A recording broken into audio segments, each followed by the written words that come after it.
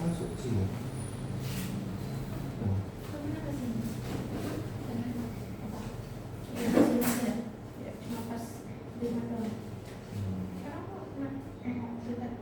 Ya, masuk lagi kayak.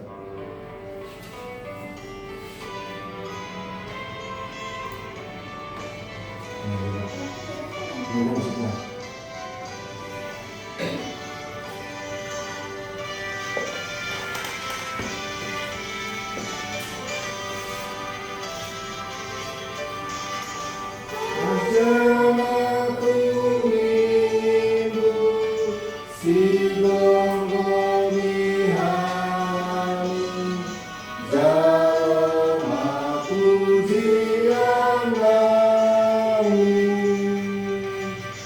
Dengan lima sando panguluhan hani ati temar dosa hani saya pun pardului hani mangendehui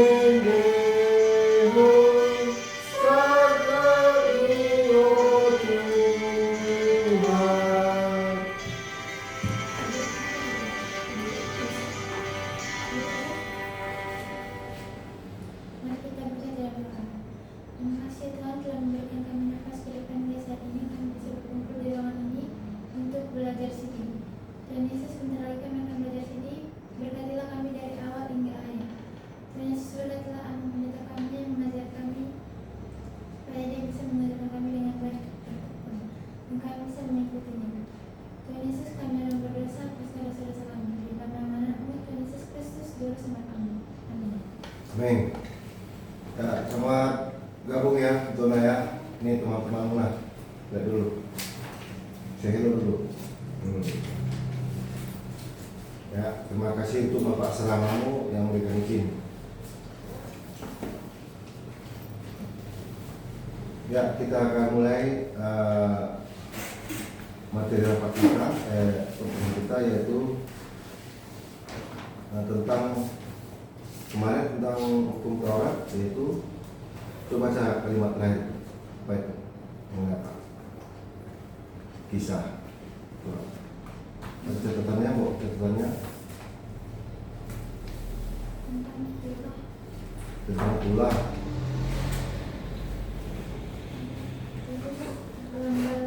Pelanggaran seluruh. Apa itu pelanggaran? Pelanggaran bangsa Israel dari Mesir. Dalam peristiwa keluarnya bangsa Israel dari Mesir ada pelanggarannya. Ya, itu peristiwa iman ya. Peristiwa iman itu sebelum dicatat. Peristiwa iman keluarnya bangsa Israel dari Mesir. Dan sinilah dimulai cerita kisah dalam ibadah liturginya Katolik, Protestan. Itu kita tuangkan peristiwa itu dalam bentuk pembacaan hukum Taurat. Bayangkan, sejak ribuan tahun lalu sampai hari ini hukum Taurat itu dibacakan. Itu konteksnya dalam bingkai kehidupan bangsa Israel keluar dari Mesir, dan itu berlaku untuk kita. Lalu peristiwa kalian ini saya bukan kalian dulu. Peristiwa iman kalian. Setiap manusia ada peristiwa iman. Ya, coba juga apa yang membekas sampai sekarang hidup peristiwa iman yang kalian rasakan, kalian pahami, kalian teruki dalam hati dan pikiran kalian. Menurut kalian apa? Coba. Secara pribadi, peristiwa iman bahwa kalian itu bagian daripada rencana, bagian daripada rencana indah Tuhan. Kadang-kadang kita tidak mengerti pada waktu SD itu lahir, tapi sekarang kita sudah akil balik dan sudah mulai paham. Apa peristiwa iman? Apakah sudah ada perjumpaan kalian dengan Tuhan? Nah, kalau bangsa Israel keluar dari Mesir, ada perjumpaan mereka dengan Tuhan lewat tulah. Itulah hukuman Tuhan kepada bangsa Mesir. Itu peristiwa, itu jadi catatan iman dalam hidup mereka. Lalu mereka keluar dari Mesir yang dipimpin oleh Musa. Nah, sekarang kan secara pribadi kita nggak satu bangsa loh dengan bangsa Israel, ngerti? Dan ini baru tadi bangsa Israel. Tapi setidaknya ada peristiwa, sudah paham peristiwa iman yang kita merasakan Tuhan itu baik secara istimewa. Ada bingkai kehidupan yang dalamnya. Ada kan? Belum kita rasakan? Belum, titik-titiknya tuh. Oke, secara umum lalu apa yang kita rasakan peristiwa tidak harus besar deh, tidak harus heboh. Coba pikir, ini kita rasakan sekarang apa ini? Coba, tadi doa siapa? Gimana doa Filopian tadi? Apa isi doa? Ada satu clue. Napas kehidupan itu peristiwa. Kita mengenai napas kok peristiwa nggak itu? Peristiwa deh. Nah itu secara umum ya. Saya senang kalau orang berdoa terima kasih Tuhan, saya bersyukur Engkau masih memberikan napas kehidupan, itu peristiwa. Ada lagi orang berdoa terima kasih Tuhan, tadi aku selamat ke gereja ini, mau belajar CD, hampir tadi aku kesenggol orang naik sepeda motor, sedikit aja kesenggol waktu berdua, sedikit ya, 10 cm atau 5 cm. Kalau dia tidak tenang, jatuh. Nah itu peristiwa. Dari sini kita berangkat. Ini yang membuat kita menjadi makin dekat pada Tuhan. Nah secara istimewa ada enggak? Ini kan secara umum nih. Ada nggak secara istimewa yang rasakan? Belum. Yang membuatkan suatu perjumpaan dengan Tuhan. Ini yang rasakan dari Tuhan ini. Ada? Fikir ada? Kamu apa fikir? Reaksi? Ada? Belum ya? Oke, kamu ada? Kamu? Mungkin ada tapi kamu belum sadar. Sudah, coba lo cek lagi ya. Kamu? Kayaknya ada. Apa itu?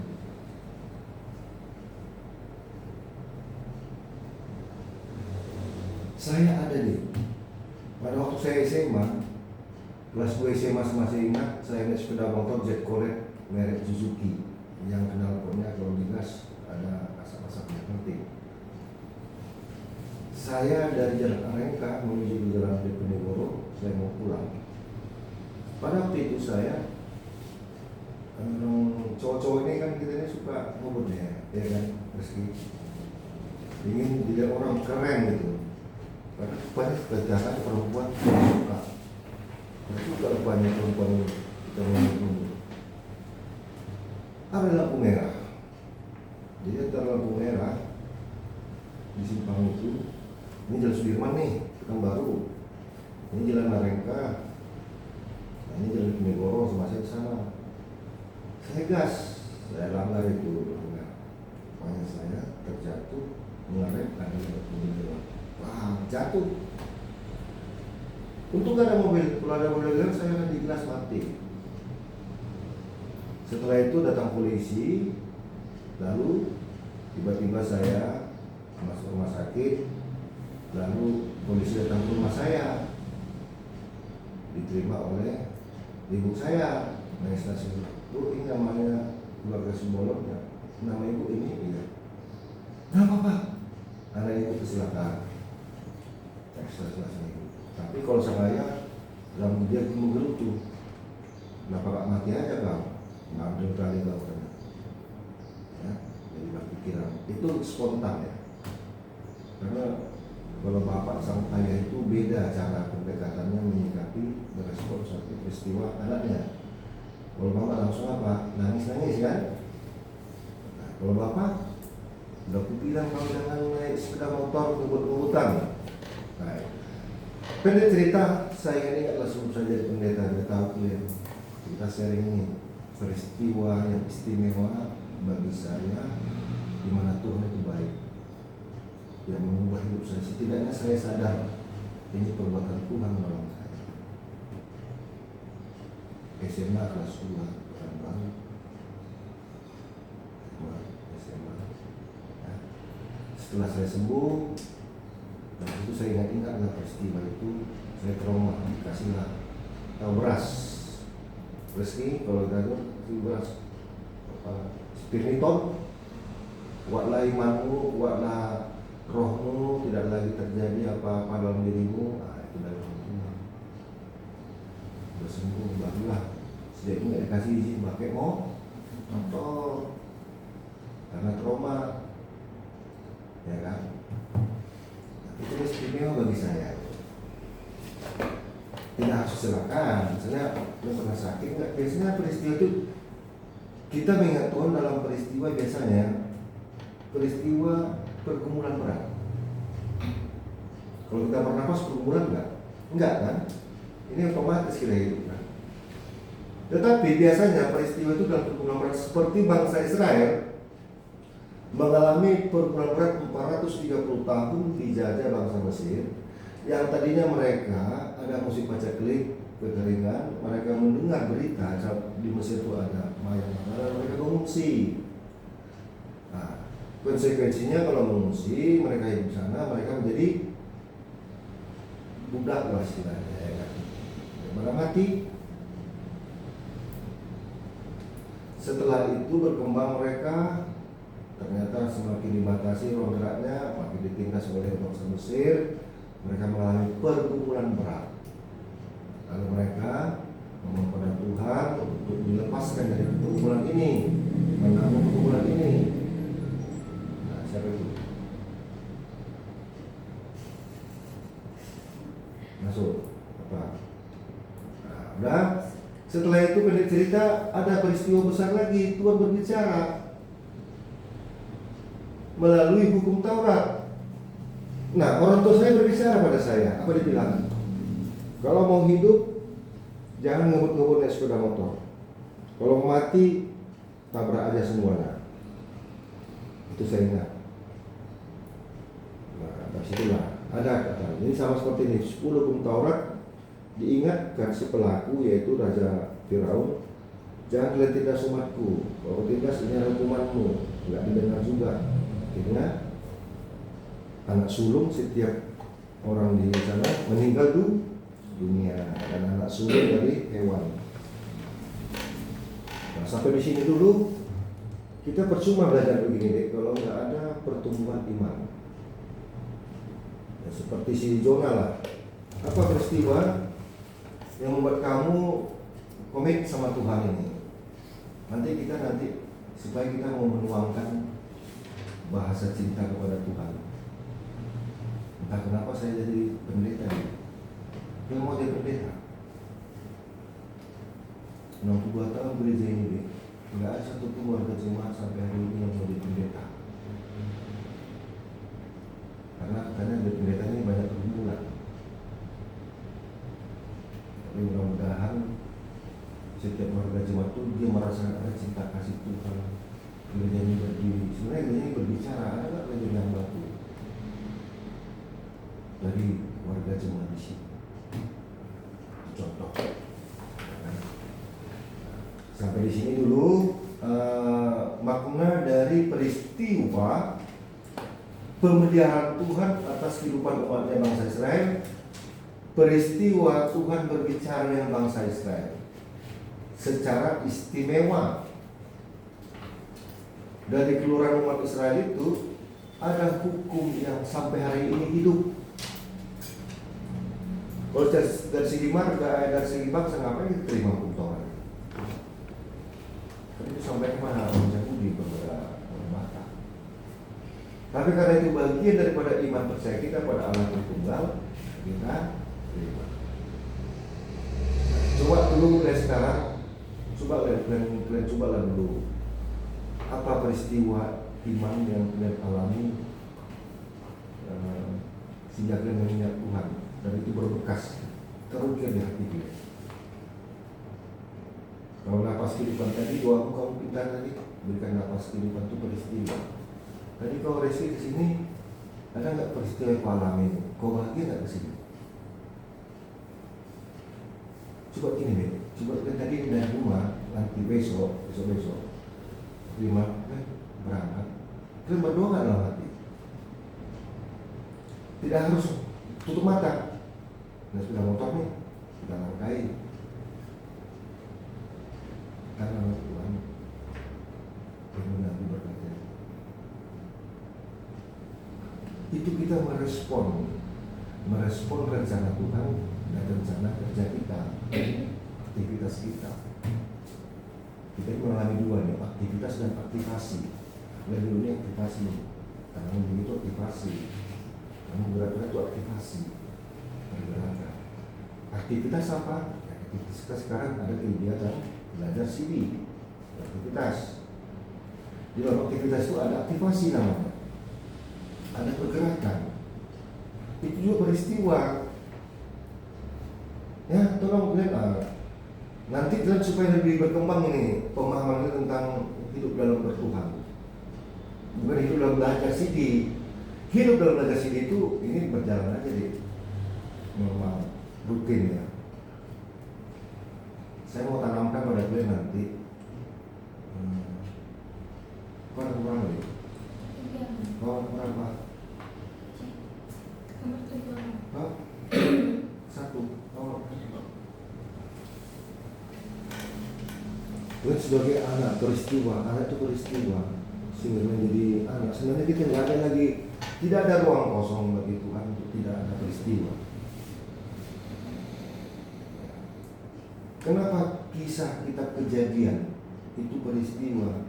Orang Islam sering kali langsung membuka kitab Kejadian, nama kitab, orang itu tersentak. Kejadian apa nih? Kan kejadian nih. Pada mulanya Allah menciptakan langit dan bumi. Sehingga itu ada satu tokoh agama Islam, dia ustaz, tapi dia sudah menjadi Kristen. Dia tertarik dalam peristiwa Kejadian. Semangat Tuhan berbicara tentang dunia ini. Nah, sekarang dia berbicara nggak sama Tuhan tentang hidupnya? Coba lu berbicara tentang Tuhan dalam hidup kalian. Tadi sudah pas kehidupan. Nah, sekarang berbicara kalian tentang Tuhan dalam hidup kalian. Harapan. Kau cita-cita jadi apa? Kau jadi apa? Pramugari. Kau jadi apa? Kau jadi apa deh? Di anak saya kelas SMA Negeri 2 Depok, baru masuk, ada semacam tuntunan supaya ada tes atau ditanya cita-cita harapan jadi apa. Ya kan? Itu penting supaya nanti dijaga betul. Bikin cita-cita jadi apa. Saya dulu jadi cita-cita jadi apa? Hakim. Juga hitam. Bapak saya dulu nikah juga hitam. Rupanya juga hitam bukan untuk pandai tok perkara sidang, tapi juga hitam memberkati kita. Setidaknya ada juga hitamnya. Ya kan?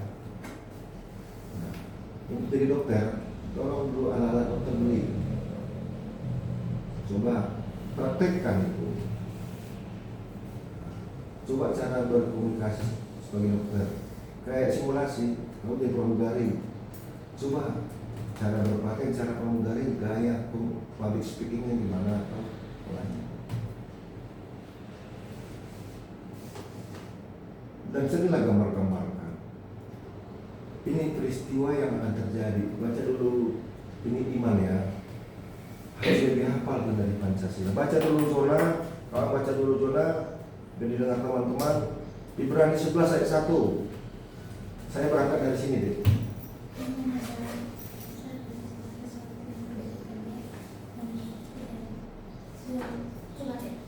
Iman adalah sebuah dasar dari segala sesuatu yang kita percaya Kita harapkan. harapkan dan itu dari segala sesuatu yang tidak dapat kita lihat. Iya. Saudara, aku baca dulu. Ini saya mau mentransfer pengalaman saya kepada kalian supaya kalian juga bisa jadi orang sukses. Baca dulu, Jona. Beri suaramu dulu. Nah, Iman adalah dasar dari segala sesuatu yang kita harapkan dan bukti dari segala sesuatu yang tidak kita lihat. ya terima kasih. Nah, bayangkan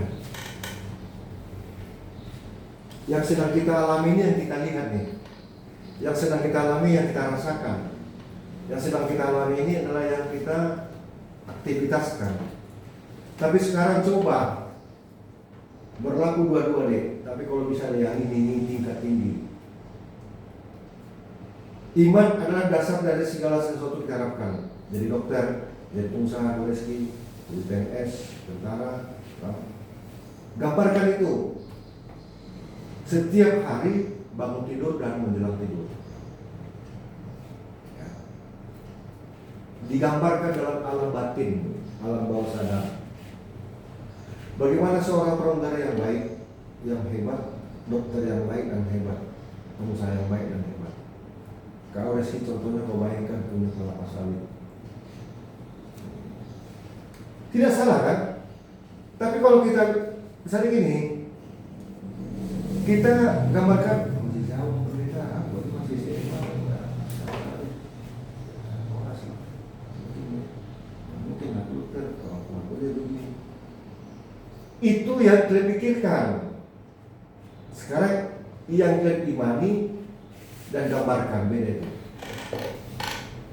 Iman adalah dasar dari segala sesuatu yang kita harapkan. Berarti yang kita yakini, imani dan gambarkan dulu. Dan bukti dari segala sesuatu yang tidak kita lihat, itu akan terjadi pada waktunya. Itulah disebut indah pada waktunya. Segala sesuatu indah pada. Sekarang coba buka Roma 10 ayat 10. Ini menyangkut iman. Dari mana kita berangkat iman ini? Bukan dari pikiran.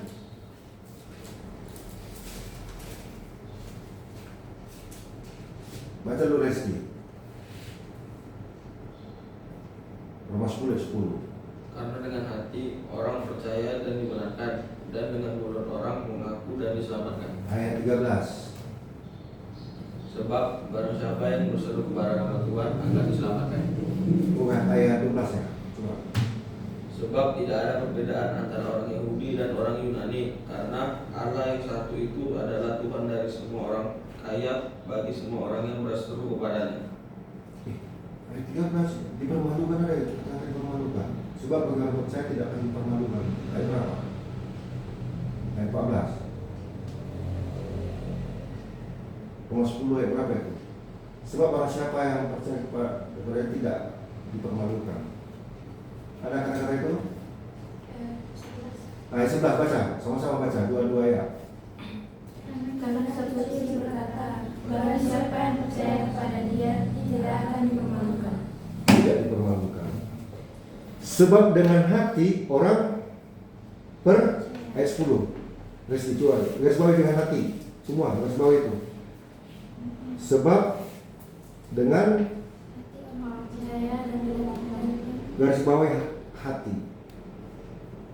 Jadi kalau kita kaitkan dengan Ibrani 11 ayat 1, iman adalah dasar dari segala yang segala sesuatu kita harapkan. Dari mana? Dari hati. Dan bukti dari segala sesuatu yang tidak kita lihat nanti tercapai. Jadi kita percaya dari hati deh, bukan dari pikiran. Kalau dari pikiran mana bisa nggak pikir sekarang kamu jadi pengusaha pasti? Nggak kepikiran deh sekarang. Tapi bisa nggak dari hati kau bisa jadi pengusaha dan iman? Bisa. Setidaknya kalau nggak ada kau jadi pengusaha sawit, kau jadi pengusaha yang lain. Tapi kata status pengusaha itu sudah tercapai. Soal apa yang menjadi bagian usaha nanti, soal kedua.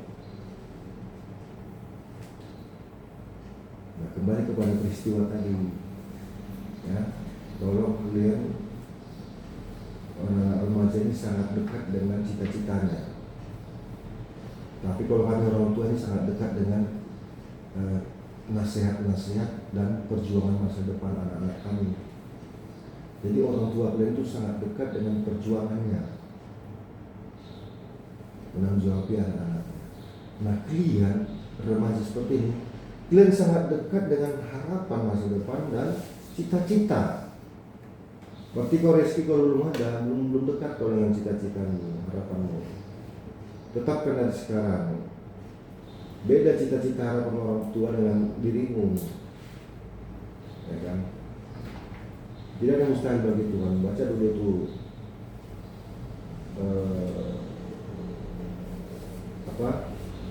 Lukas 1 ayat 37. Ini harus kalian hafal ini. Baca dulu apa yang tertulis di situ. Lukas 1 ayat 37. Sebab bagi Allah tidak ada yang mustahil. Sama-sama kita ucapkan dulu. Sebab Bagi Allah tidak ada yang mustahil. tolong kalian hafal lah. Dari berapa nih hari tadi? Pertemuan kelima kita ini. Keempat ya. Ayat-ayat yang saya sampaikan kalian hafal. Roma 10 ayat 10, Ibrani 11 ayat 1, Lukas 1 ayat 37. Inilah tiganya lagi. Ini satu rangkai ini supaya kalian kuat menjalani hidup kalian. Ya, Jonah, kalau siapa itu Roma 10 ayat 10, Ibrani 11 ayat 1, Lukas 1 ayat 37. Dengan menghafal sama saja kita menanamkan chip ke otak, dari otak masuk ke sirkuit otak itu langsung masuk ke alam bawah sadar kita. Jadi ketika ada masalah kehidupan, ada sesuatu harapan, ayat ini menjadi daya mantra kekuatan yang luar biasa. Lukas 1 ayat 37. Pemerintah berharap anak KBP seperti kalian ini berhasil masa depan. Minimal jangan di pengangguran, ada pekerjaan. Nggak terasa loh dek, wajah kalian waktu 9 tahun lalu saya lihat di Facebook sekolah minggu. Ada wajah kalian saya lihat. 9 tahun lalu berapa mau kalian? Sekarang berapa mau kalian? 14. Berapa 9? Coba 15 plus 9 berapa? Nah, umur 6 tahun dia ada di Facebook. Saya yakin baru-baru di Reski. Setelah minggu tuh gak terasa kan 9 tahun yang lalu. Nah, 9 tahun kemudian udah ada gak tergambarkan bola-bola masa depan. Nah, bangsa Israel juga punya masa depan. Mereka menggambarkan itu akan terjadi keluar dari penjajahan Mesir 430 tahun.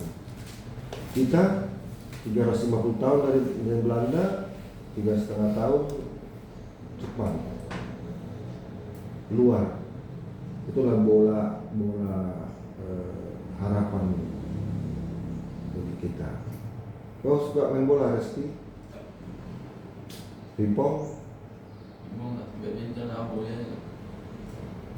Badminton sama volley, baguslah. Karena kalau nggak mau menyenggol orang kan, main bola ini suka orang menyenggol, bisa jadi berkelahi.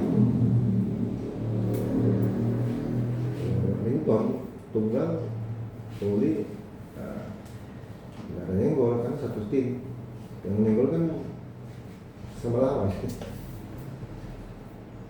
Nah itu deh. Jadi tuliskan dulu sekarang kehidupan praksis saya dalam peristiwa, misalnya kehidupan praksis dalam kehidupan iman saya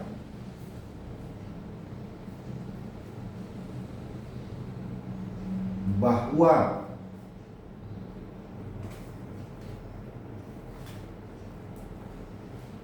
saya membutuhkan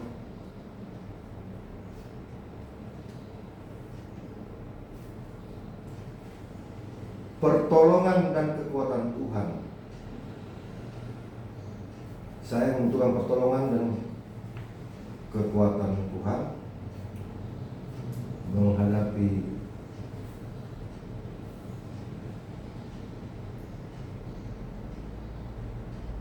pergumulan,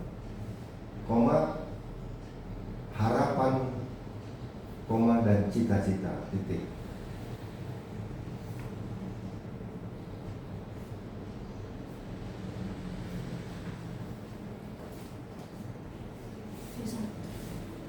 Setiap hari kita mengalami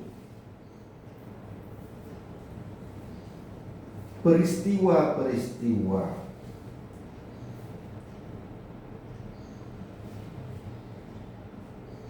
dalam hidup ini, yaitu aktivasi sini dia pergerakan, aktivitas,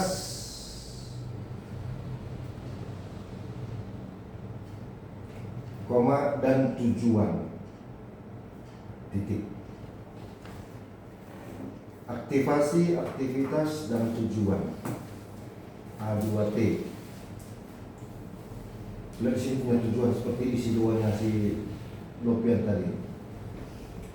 Jadi, kami bersyukur Tuhan beri nafas kehidupan.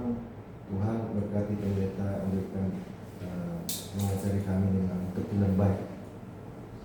Berarti tujuan dari sini mendapatkan hal yang baik. Yang baik dalam apa? Dalam alam pikiran, alam hati, alam sadar, dan alam bawah sadar. Itu tujuan. Nah, bagi orang Batak ada tujuannya, tulisannya. Saya berumur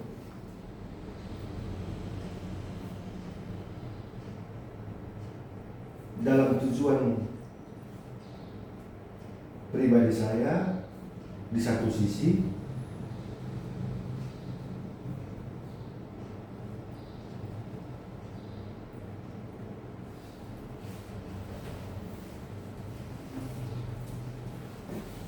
dan di sisi lain tujuan Tuhan Yesus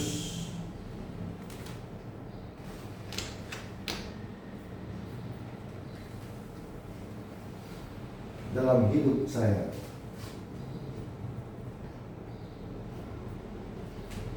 Ini kita bicara dari dalam, ya. Ini dari luar, bukan materi dari luar semua, yang dari dalam. Titik. Di samping itu pergumulan tujuan orang Batak. Tuliskan. Apa tujuan orang Batak? Saya tahu. Di samping itu pergumulan tujuan sebagai orang Batak dalam hidupnya. Dalam hidup saya dalam kurung Hasangapon, yaitu Hasangapon,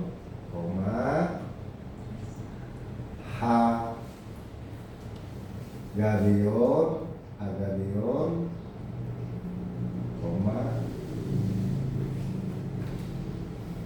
apa lagi? Hasangapon, Agabion, apa lagi itu Pak? Hamorao. Nah, hebat kan Hamorao ini? Mana ada orang Batak yang jadi miskin deh. Sampai hari dia masih miskin, tapi cita-cita orang itu kalau nggak sampai ke dalam diriku sebagai orang tua, ayah, dan minimal anak saya nanti kaya raya.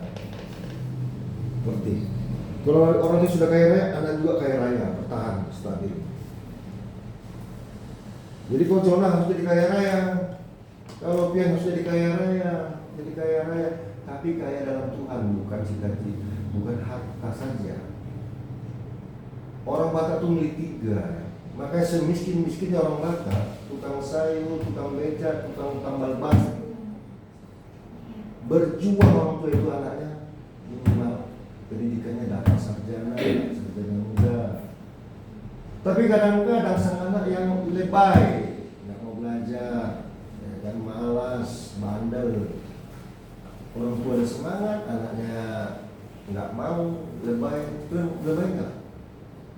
Semangat dong.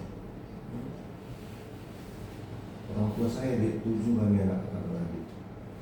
Yang kali PNS, bayangkan hanya 9.000 dulu pagi bulan. Tapi yang hidup 7 tambah 2 orang tua 9. Hah? Dari mana makan?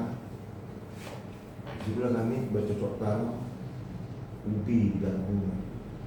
Kali habis itu dijual. Ibu saya jual keluar ayam kampung dari rumah ke rumah. Dia ajak saya, ayo lu nak, ini kan untuk uang sekolahmu. Aduh, itu juga kita memperjuangkan uang sekolah kita. Jadi kau Reski, kalau kamu terima paling bontot kau, paling usul. Saya lah si Paiko mah tengah kau berapa tadi? Usul kau? Pertama. Anak kedua. Si Paiko mah kau? Pertama. Si Bon kuat. Hanya saya kurang mempertahankan kuat. Yang kedua, 3 seperti saya ini berkembang. Ya, pembuka pertama, anak pertama si Bon orang tua, membawa nama orang tua. Syakudan mempertahankan ujung. Makanya rumah orang Batak begini. Rumah orang Batak di depan dan belakang sama posisinya. Ya, terhormat di depan, terhormat di belakang. Nah, tapi harus rendah hati orang Batak. Kalau dia sukses dia rendah hati, jangan tinggi hati. Karena kita shoppingnya tidak, nanti kita belajar Batak apa dari rumah Batak. Rumah Batak itu ada cicak, simbol cicak. Cicak itu simbol sanggup beradaptasi di mana saja pun. Cicak itu ada di istana raja, ada di rakyat jelata, ada di rumah orang kaya, ada di rumah orang miskin. Dia masuk ke seluruh lapisan, beradaptasi. Hebat kan? Orang Batak di sini kita bisa hidup beradaptasi kok di Pulau Kundur. Nah itu sekarang hukum tidak ya. Nah, kembali ke peristiwa tadi. Jadi peristiwa-peristiwa ini tolong kalian pahami gitu. Alam DNA orang Batak itu sudah terukir Hamorau, Hasangapon, Nagadewa. Hasangapon itu derajatnya tinggi. Dalam kisah penciptaan, Tuhan tidak mengizinkan ada kemiskinan. Awal bawaan asli kita kaya raya deh, semua sudah disediakan. Tapi karena manusia jatuh dalam dosa, jatuh miskin, jamilah, jatuh miskin lagi. Jamilah, jatuh miskin lagi. Kita ini bawaan Tuhan itu kaya raya. Dia tidak suka kita miskin. Dia nggak suka kita mengemis, meminta-minta. Alkitab mengatakan anak yang rajin, anak yang taat pada Tuhan, dia anak keturunan tidak akan meminta-minta. Kalaupun kita meminta-minta, dia memang karena miskin, tidak apa-apa lah. Tapi kita akan lepas dari sana pada waktunya. Jadi kalau miskin nanti, jangan minder. Abaikan kata-kata otak itu. Miskin adalah kekayaan yang tertunda. Mana yang guru, bapaknya nggak ada duit, mana nggak mau, nggak bisa buat sekolahkan, bapak sakit-sakit. Gini aja Pak, aku mau kuliah sambil bekerja. Terharulah waktu nangis dan lihat. Nah, ini kapan kau nikmati hidup nak? Kau kerja, kau kuliah, itu bukan urusan bapak. Tugas bapak mendoakan keluarga. Bapak sehat, aku sukses. Hanya nangis tapi sama tua itu berdua. Sudah rasakan tak? Nah, doa orang tua itu 90% untuk anaknya, 10% untuk dirinya dalam berjuang. Jadi jangan orang tua gede dan agak remeh. Kalau marah bapak, mama, jangan kalian merasa sakit hati, tidak pernah itu. Kalau sang anak sudah sakit hati sama orang tua, itu tanda-tanda bahaya. Orang tua tidak pernah sakit hati sama anaknya. Seperti itulah anak tidak boleh sakit hati pada orang tua. Kecuali orang tuanya sudah gila, gilanya sudah nggak terarah, mabuk terus, main judi terus, main kekerasan, main pukul terus, dan gila orang tua. Adakah orang tua seperti itu? Orang Batak? Ada yang pendiam di Kunjung ini? Tidak ada. Nah, puji Tuhan lah.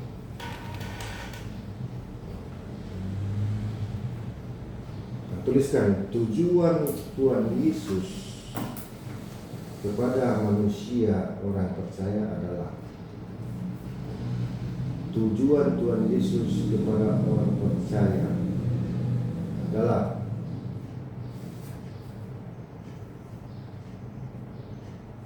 menghadirkan, mendirikan kerajaan Allah, kerajaan Yesus. Tujuan Tuhan Yesus kepada orang percaya adalah menghadirkan atau mendirikan kerajaan Allah atau kerajaan Tuhan Yesus, yaitu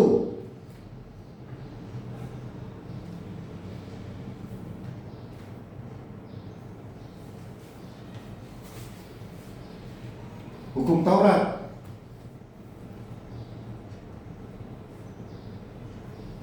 yang burung 10 perintah, dan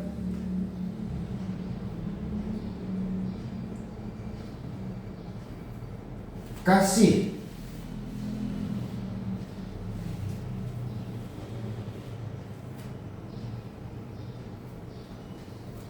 Allah, ya, serta buah-buah roh. Nah itu kalau ada hukum Taurat itu kan dek 10, berarti jangan ada di antara kita ya dek nanti ke depan ke dukun-dukun, Tuhan Allah seterusnya. Lalu kasih. Jadi semua hukum Taurat itu berada dalam hukum kasih.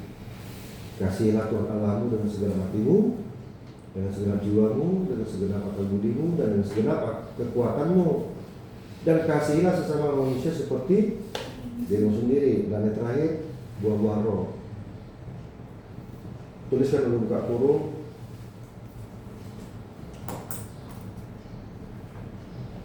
Kasih. Baca dulu kasih ya, bentar. Nah, itu ada tulis di kitab buah-buah roh Galatia 5. Tulisan Galatia berapa tuh Galatia? Galatia 5 ayat 22 sampai 23. Ya, baca dulu. Tuliskan Galatia 5 ayat 22 sampai 23. Itulah tujuan Tuhan Yesus menghadirkan itu. Ada lagi nih, kasih. Kita baca dulu, bukan di ini, di referensinya. Buka Matius ya. Dalam ini 5 menit, bentar kita tulis ini terakhir. Ya, bentar dulu ya. Kasihilah sesama, gimana tertulis itu?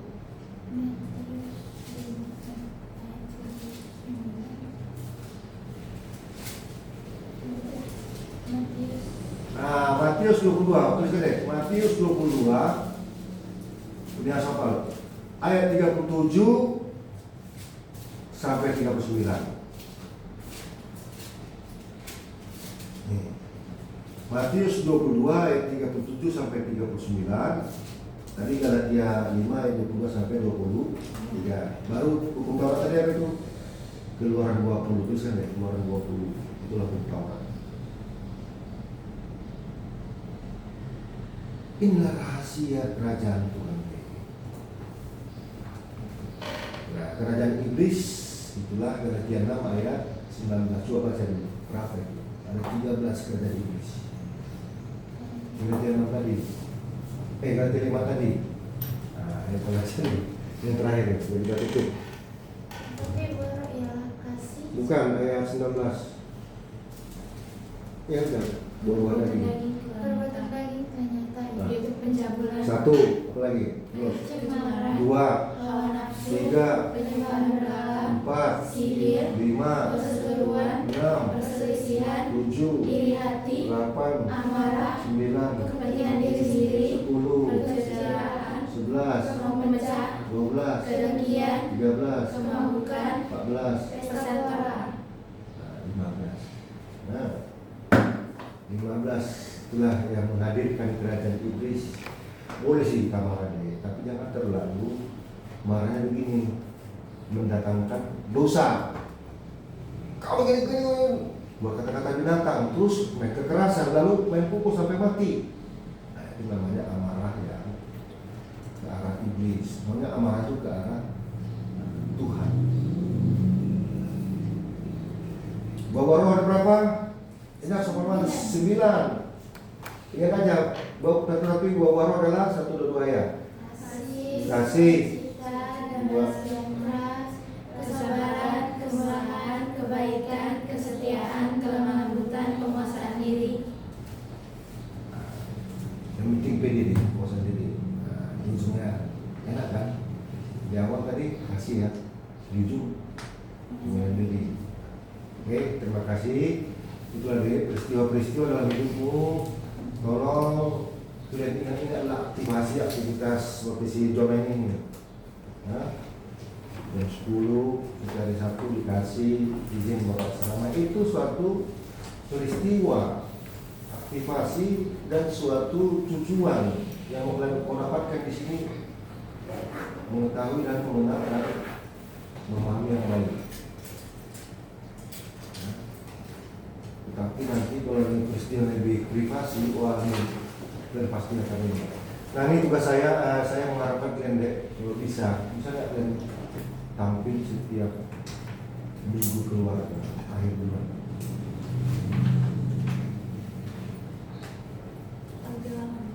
Nah ini kita untuk ya, pakai musik box saja, musik apa? Nah, itu nanti ya. Nah, begini maksud saya seperti lagu ini. Ku tak berdiri di tengah badai. Mempersiapkan. Kalau perisai itu baca lalu nanti saya kelilingnya ke grup. Coba kita nyanyi di rumah.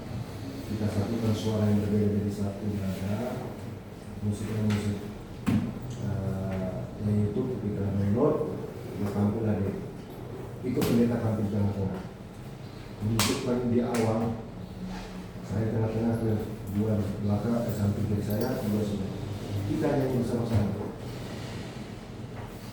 Musik dulu suara kita, tapi musiknya musik. Nah, kayak kita di PAD rumah aja. Tapi kalau mau komen musiknya nggak apa-apa. Kita menunjukkan gini sih, kenapa minggu akhir kita coba ya deh di bulan Mei aja, minggu terakhir bulan Mei. Tapi kalau coba dulu kita latih sekarang, saya kirim ke kita, ya zona juga, kalau sendiri di sana kau, waktu gereja lah, untuk agak ini, ya, oke, nama perisai, silakan bikin doa kita langsung aja, bikin doa kita. Mari kita berdoa. Ya Tuhan, kami dari telah belajar ide Tuhan, saudara itu menjadi Tuhan mengikuti kami. Ya Tuhan, kami lagi mengulang, kita kami menjalankan Tuhan. Kami dalam dosa-dosa, semoga berserta Tuhan. Dan menanam Kristus di dalam hidup. Amin.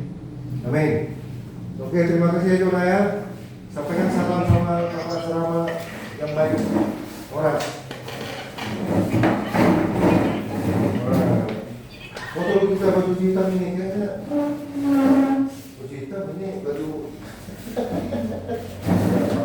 Oke, nah harus hati-hati ya. Makasih ya Pak.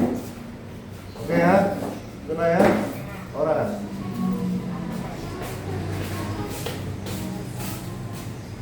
Ini absenmu dulu, nah. Inilah Jaya Jona dari Bangka Belitung. Oke.